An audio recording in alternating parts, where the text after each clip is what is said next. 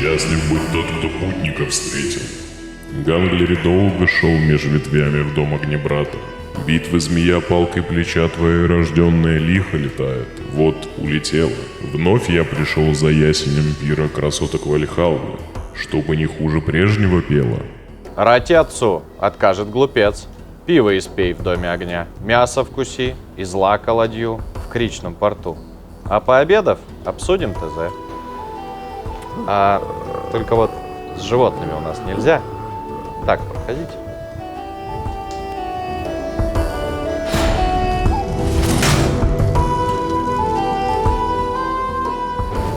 Всем привет, с вами Кузница Велнды, меня зовут Антон, его по-прежнему зовут Аскель, и сегодня мы делаем раннесредневековое копье нашей любимой эпохи викингов. И сейчас Аскель посвятит вас в детали нашего плана.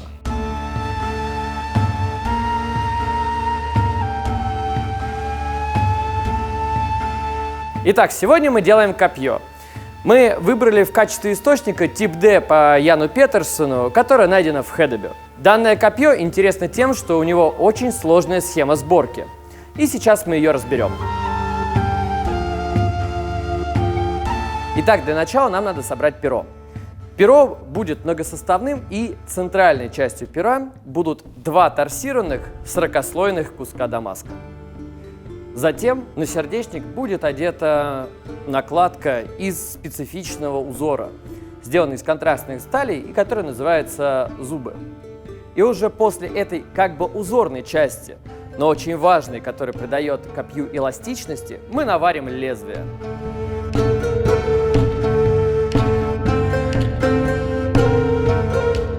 Далее мы изготовим втулку методом дырнования. Втулку приварим к перу, а уже к втулке приварим крылья. В этом копье будет много сварки и много слесарки, потому что каждый полурезультат надо будет слесарить для того, чтобы узор был красивым. Копье – древнейшее оружие. Оно появляется в палеолите одновременно с дубиной. Простая заостренная палка. Потом наконечник палки обжигают, потом вытачивают каменные, костяные навершия. И знакомый нам вид копья обретает уже в эпоху ранней бронзы с литыми наконечниками. В железном же веке оружейнику вообще раздолье, и копья появляются самых разных форм, методов ковки и, конечно, видов украшения. В интересующее нас время, эпоха викингов и Древней Руси 9-11 века, копье занимает, по-видимому, сразу две ниши войскового вооружения. Как охотничье орудие с простым интерфейсом, ополченца нижнего звена наряду с простым топором. И в то же время копье – это оружие знатного воина. И это уже стальные наконечники размерами, доходящими до длины меча и не меньшей сложности ковки.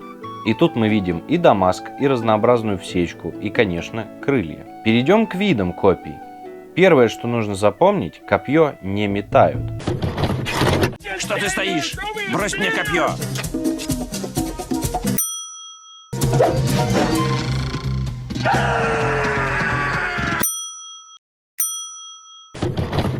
Метают с улицу, она же дротик. С улицей неустанно называют метательными копьями, внося максимальную путаницу в и без того непростую типологизацию копий. На эпоху викингов найдено довольно большое количество наконечников копий. На Руси они встречаются часто, обычно довольно легкие и найдены повсеместно. А на Скандинавии их меньше, большая часть в богатых захоронениях с мечами. Большинство копий тяжелые, часто широкие и нередко богато украшенные, что как раз и подчеркивает и статусность, и особенности применения копий в этих двух регионах. Самое интересное в разнице русских и скандинавских находок, что на Руси не найдено ни одного крылатого копья. В принципе, все, что мы знаем о крылатых копьях раннего средневековья, это только Скандинавия. И там как раз крылатые копья показаны во всем своем типологическом разнообразии и красоте. У викингов копье, равно как и меч, было предметом культовым. Его не только клали с собой в могилу, на нем могли давать клятвы, ему давали имя. И хотя всем известен молот Тора, у самого старшего бога Асгарда, Одина, было именно копье – Гунгнир. Гунгнир переводится как «дрожащее, колеблющееся». Оно всегда в движении, оно звенит в ожидании боя. Это копье, разумеется, как и Мьёльнир, возвращается в руку владельца после броска. А еще саги утверждают, что оно сбалансировано настолько, что поражает цель вне зависимости от умений воина, держащего его. Что странно для отца дружин, но мы попробуем приблизиться. Копье используется во множестве кеннингов, причем как предмет значимый, оно обычно пряталось внутри. Например, метатель змея битвы, властитель ясени сечи, орел древа боли или просто ясень битвы. Кстати, о ясени. Именно из него обычно делались древки копий в Скандинавии. Длину они имели от 150 до 220 сантиметров. Наконечники копий могли иметь размер от 20 до 60 сантиметров с тенденцией к увеличению длины в более позднюю эпоху викингов. Викинги пользовались копьем разнообразно. В саге об Эгеле при описании битвы при Брунанбурге в частности говорится: Торольф так разъярился, что забросил щит себе за спину и взял копье обеими руками. Он бросился вперед и рубил и колол врагов направо и налево. Люди разбегались от него в разные стороны, но многих он успевал убить. Так он расчистил себе путь к знамени ярла Хринга, и никто не мог перед ним устоять. Он убил воина, который нес знамя ярла Хринга, и разрубил древко знамени. Потом он вонзил копье ярлу в грудь так, что оно прошло через броню и тело и вышло между лопаток. Судя по сложности изготовления, а соответственно и дороговизне, это копье было более чем статусным. Так что я надеюсь, оно не подведет Многоликого ни в чем. Ну что ж, схема есть, план действий намечен, переходим к работе.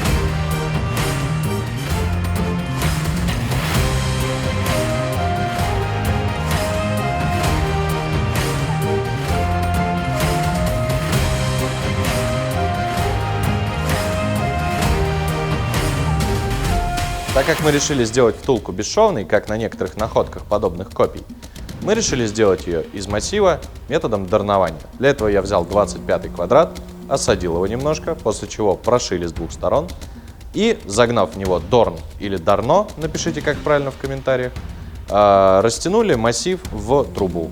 В данном случае мы ее вытягивали в конус. Так получилась у нас бесшовная втулка. Кстати, таким же образом делают оружейные стволы.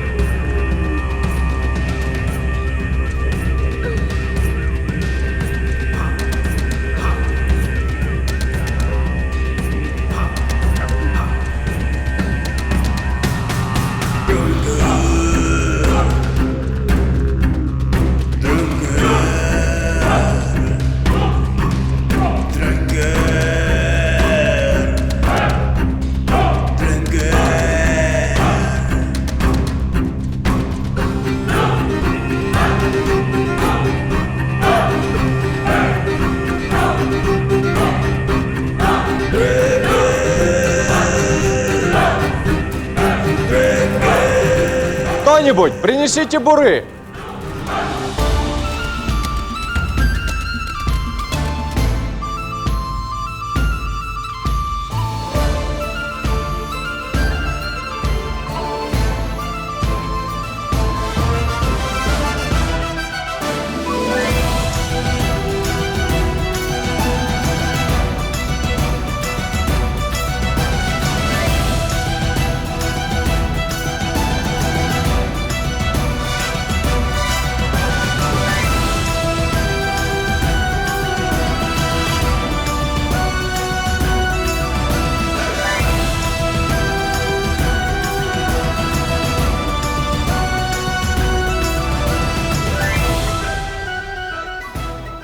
Все еще достоин.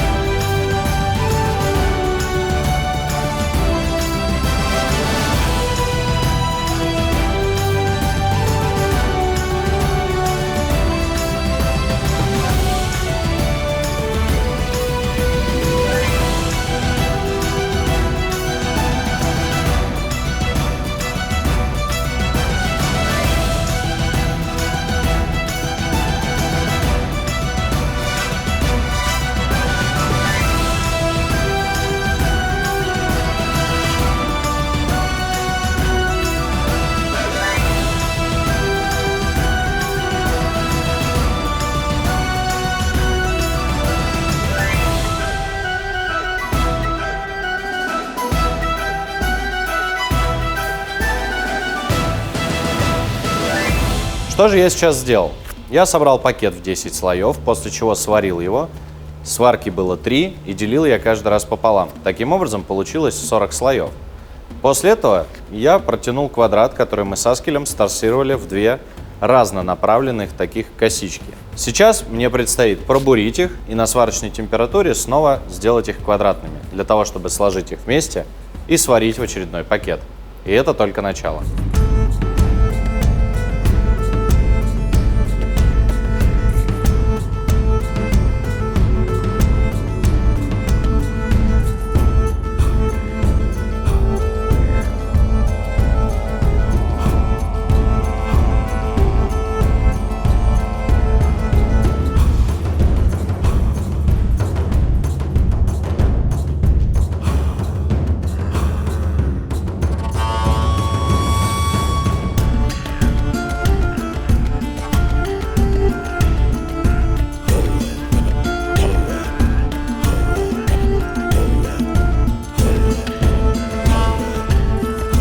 Наше копье, помимо всего прочего, имеет очень специфичный узор, так называемый сварка в зуб. Это когда два разных материала свариваются между собой по принципу шип-паз. Или зуб, зубы, короче, как их только не называют. Но, к сожалению, цензура Ютуба не позволит нам показать вам, как мы добыли эти зубы. Поэтому мы просто приступим к сварке.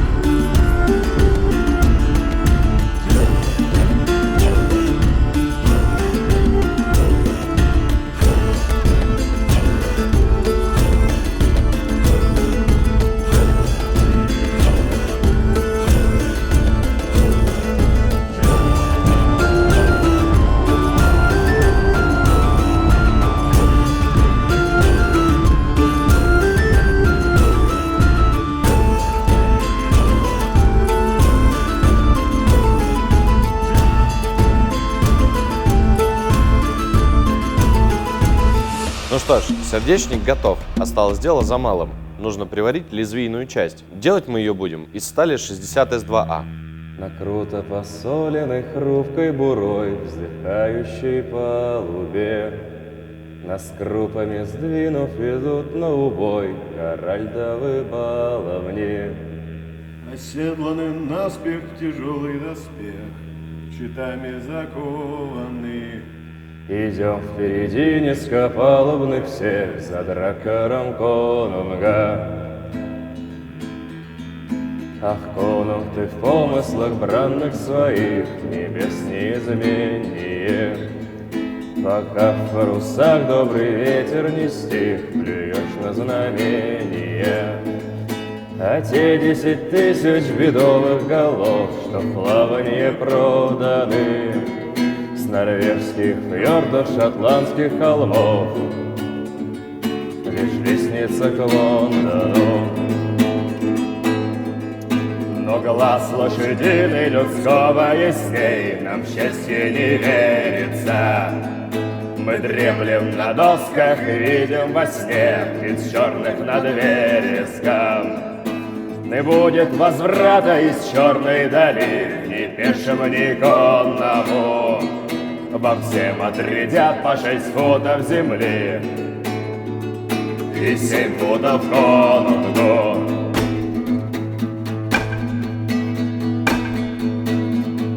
Лишь берег, чтоб бегать, спустив стремена над мертвыми берег нам.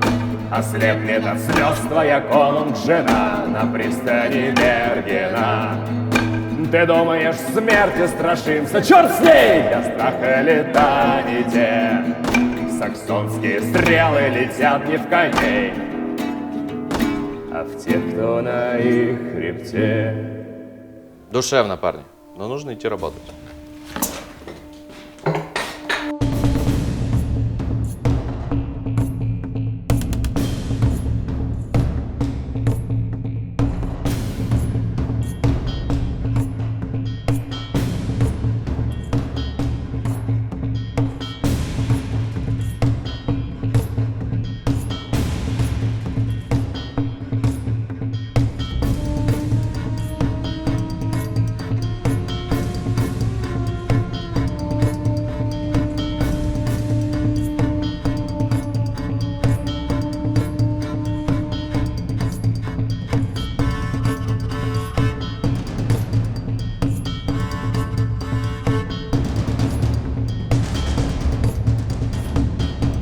Ну что ж, перо готово. На него ушло около 6 мешков угля, что примерно в 3 раза больше, чем обычно мы сжигаем за рабочий день. Мне предстоит еще вварить к нему втулку, а к втулке крылья. Сейчас копье остынет, я отнесу его к Каскелю, он в черновую вскроет этот пакет для того, чтобы посмотреть, попал ли я по узору. Затем отконтуруем, найдем ось и приступим к сварке втулки. Больше угля, больше буры.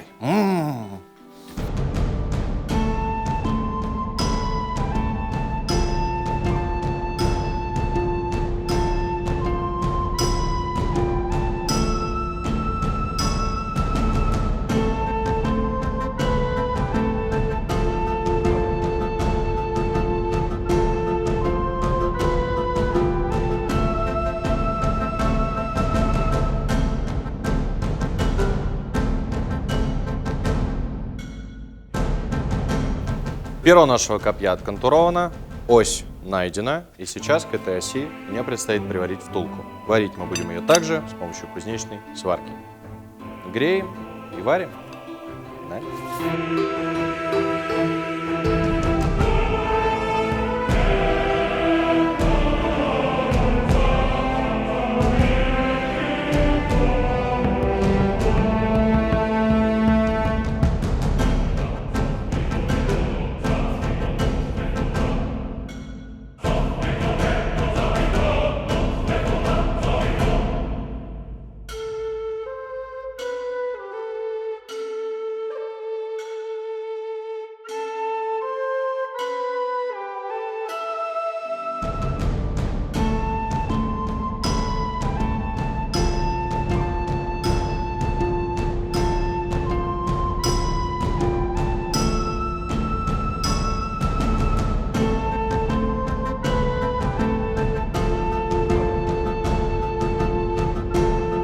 Мы обработали втулку нашего копья, и теперь нам надо сделать посадочные гнезда. Для начала мы снимем излишек металла при помощи штихелей, а потом маленьким зубилком разрубим две полоски, отвернем их, вставим крыло, закроем их, после чего заварим это все кузнечной сваркой.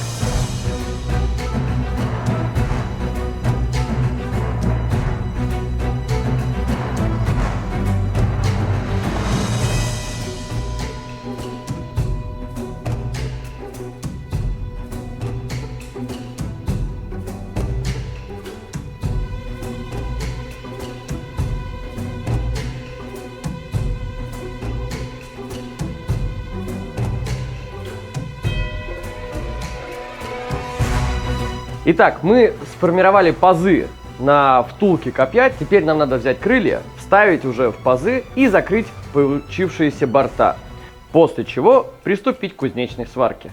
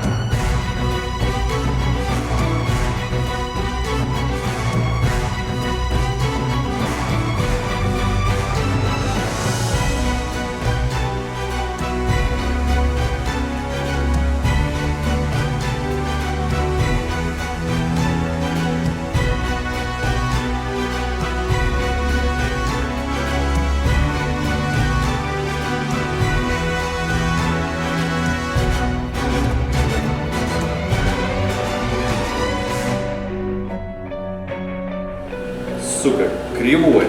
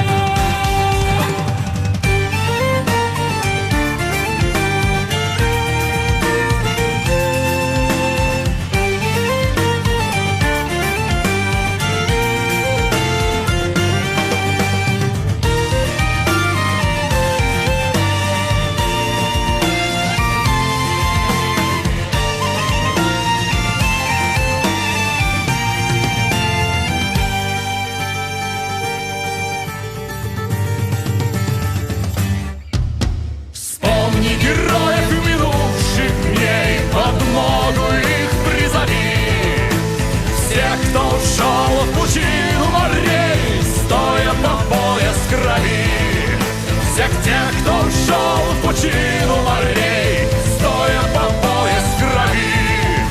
И нет избитого пути назад, как нет следа за кормой. Замотин вряд ли рискнет сказать, когда ты вернешься домой. Замотин вряд ли рискнет сказать,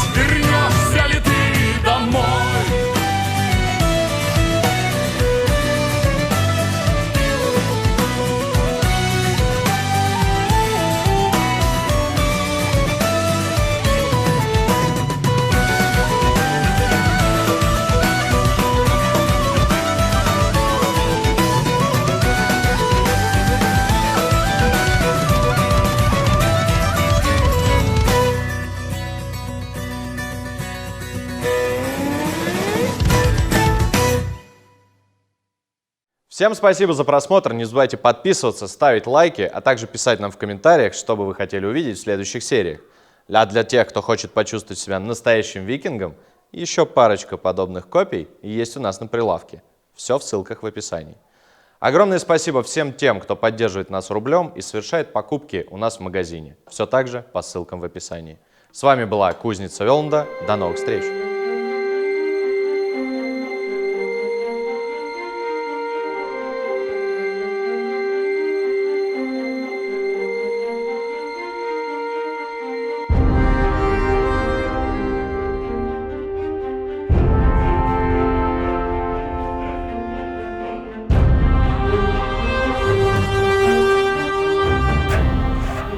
О, Антон, а ты куда такой нарядный? Заказ отдавать.